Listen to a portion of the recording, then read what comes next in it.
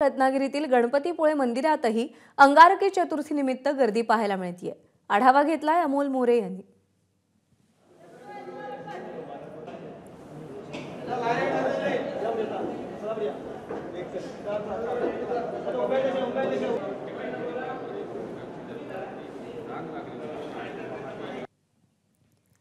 तर रत्नागिरीमधलं गणपतीपुळे हे देवस्थान महाराष्ट्रातील गणेश भक्तांसाठी कायमच आकर्षणाचं केंद्रबिंदू राहिलेला आहे।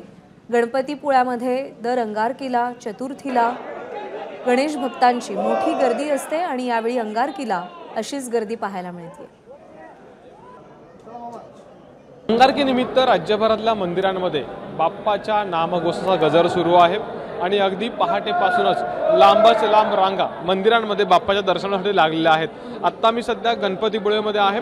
राज्यभरातून या ठिकाणी भाविक अगदी पहाटेपासूनच दाखल झालेले आहेत। पहाटे 3:30 वाजता दर्शन या ठिकाणी सुरू झालेलं आहे आणि राज्यभरातले आलेले भाविक सध्या बाप्पाच्या नामाचा जयघोष करत या ठिकाणी नतमस्तक होत आहेत। माझ्यासोबत मंदिरातलेही पुरोहित आहेत, त्यांच्याशी मी महत्त्व जाणून घेणार आहे अंगारकीचं। अंगारकी आहे तसं म्हटलं तर वर्षातली पहिली, पण याचं महत्त्व किती आहे? हो, वर्षातली पहिली आणि शेवटची पण, कारण यावर्षी फक्त एकच अंगारकी संकष्टी आहे आणि सगळ्यात महत्त्वाचं म्हणजे आपण दर महिन्याला संकष्टी चतुर्थी येते, त्या संकष्टी चतुर्थीला व्रत करतो, परंतु अंगारकी संकष्टीला म्हणजे मंगळवारी जी संकष्टी चतुर्थी येते तिला अंगारकी संकष्टी म्हणतात आणि तिचं जर का व्रत केलं तर 21 संकष्ट्यांचं पुण्य आपल्याला त्याच्यातून मिळत असतं। त्यामुळे आजच्या संकष्टीला फार महत्त्व असतं। त्यामुळे आज आपलं स्वयंभू तीर्थक्षेत्र असल्यामुळे गणपती दर्शनाला सांगली, मिरज, कोल्हापूर, बेळगाव अशा ठिकाणचे हजारो भाविक दर्शनाला येत असतात। किती पाऊस असू दे, ऊन असू दे, वारा असू दे, कुणीही आजचं दर्शन चुकवत नाही। आजच्या दर्शनाला अतिशय महत्त्व आहे। तर एकंदरीत आजच्या दर्शनाला महत्त्वच आहे आणि आता जर आपण बघितलं तर पहाटेपासून ही रांग या ठिकाणी सुरू झालेली आहे।